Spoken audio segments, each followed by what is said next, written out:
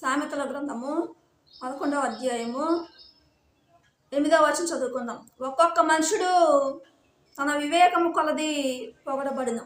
దేవుడు ఎక్కడ ఏమంటున్నంటే కుటుంబంలోని భార్య, భర్త, పిల్లలు, తల్లిదండ్రులు, అత్త, మామ ఉండేవారుగా ఉంటారు. ఎవరు నీతిగా బ్రతికితే వారికే ఘనతలు వస్తాయి అంటున్న దేవుడు.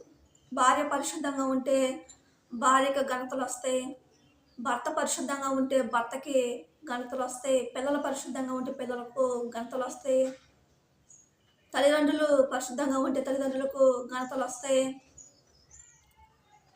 అత్తమామ పరిశుద్ధంగా ఉంటే అత్తమామకు ఘనతలు వస్తాయి అంటున్న దేవుడు. ఎవరి ఘనతలు వారికే వస్తాయి అంటున్న దేవుడు. కుటుంబంలోని కోడలు మంచిగా జీవించకపోయినా కానీ, కుటుంబంలోని కోడల్లో చెడు లక్షణాలు ఉన్నా కానీ, కొడుకులో చెడు లక్షణాలు ఉన్నా కానీ, అత్తమామలో చెడు లక్షణాలు ఉన్నా కానీ, పిల్లల్లో చెడు లక్షణాలు ఉన్నా కానీ, తల్లిదండ్రుల్లో చెడు లక్షణాలు ఉన్నా కానీ, భార్య భర్తలు చెడు లక్షణాలు ఉన్నా కానీ, వారు చేసే చెడు పనులు బట్టి వారికి చెడ్డ పేరు వచ్చింది.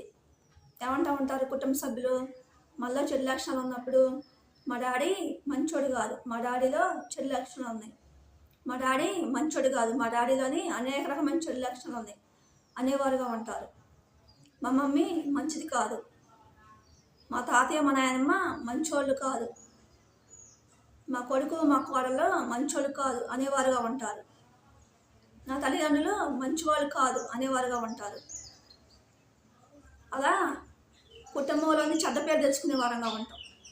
మనం చేసే చెడు పనులు బట్టి కుటుంబంలో మనకి చెడ్డ పేరు వచ్చింది అంటున్న దేవుడు. మనం కుటుంబంలో కూడా అవమానాల పాలు, నిందల పాలు అయ్యే వారంగా ఉంటామంటున్న దేవుడు. కష్టాల పాలు, బాధల పాలు, శ్రమల పాలు అయ్యే వారంగా ఉంటామంటున్న దేవుడు. కుటుంబంలో కూడా నీతిగా బ్రతికే వారంగా ఉంటే, పరిశుద్ధంగా బ్రతికే వారంగా ఉంటే, బంధువుల మధ్య, స్నేహితుల మధ్య, ఇరుగు పొరుగు వారి మధ్య, గ్రామంలోని అక్కడ ఘనతలు పొందుకునే వారంగా ఉంటాం. అందుకే దేవుడు అంటున్నాడు కుటుంబంలో కూడా మనం పరిశుద్ధంగా బ్రతకాలంట. కుటుంబ సభ్యుల మధ్య, బంధువుల మధ్య, స్నేహితుల మధ్య, ఇరుగు పొరుగు వారి మధ్య, గ్రామంలోని పనికి వెళ్ళిన దగ్గర మనం ఘనతలు పొందుకోవాలంటే, మనకు అవమానాలు, నిందలు ఎదురు కాకుండా ఉండాలి అంటే, మనం మంచి పేరు తెచ్చుకోవాలంటే మనం జ్ఞానంగా బ్రతకాలంట. పాపాన్ని విడిచిపెట్టి పరిశుద్ధంగా బ్రతికినప్పుడు అక్కడ మనకు విలువ అనేది ఉంటుంది అంటున్న దేవుడు.